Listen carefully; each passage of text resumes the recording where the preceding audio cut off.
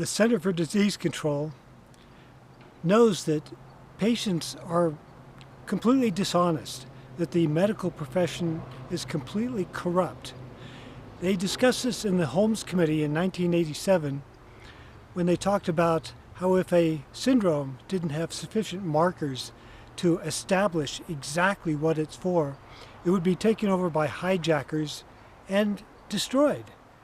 So what did the Holmes Committee do? They created a vague, confusing syndrome, gave it a stupid name, and allowed the patient community to go to work on destroying it. And doctors apparently didn't see through the trick. They seemed to believe that chronic fatigue syndrome had no evidence other than fatigue.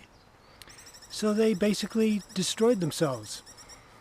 Now, all the evidence that was fully documented from 1985 onward, this should have been enough to overcome the confusion, but of course, no researchers ever came back or tried to clear up the confusion. Now, I thought that I could make a difference with the mold issue because even though the chronic fatigue syndrome had been destroyed by the chronic fatigue syndrome community, at least there was enough publicity that I could get good researchers to come and talk about mold at ground zero for chronic fatigue syndrome.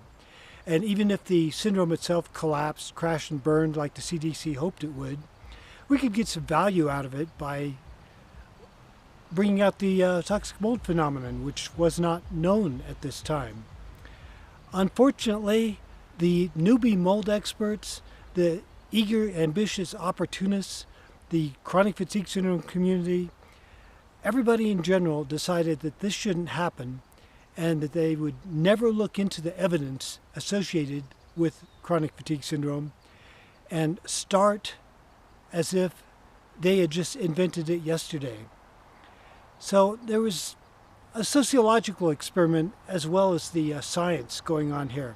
It was to see how society, the community, was going to handle the situation, and it couldn't have been worse. If you gave them a playbook on how to throw the game, screw things up, create maximum confusion, it's like they hit everything in the book and invented new tricks. So I hope that when people saw mold at ground zero for chronic fatigue syndrome in Dr. Shoemaker's books, they would respond like honest researchers. They would realize that, yeah, they really have to admit that this was known all along, but they are not going to do that.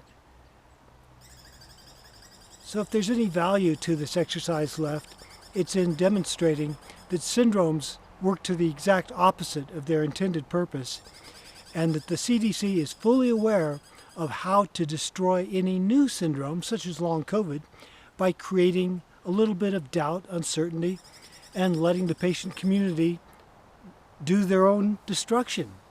So we'll see how this all turns out.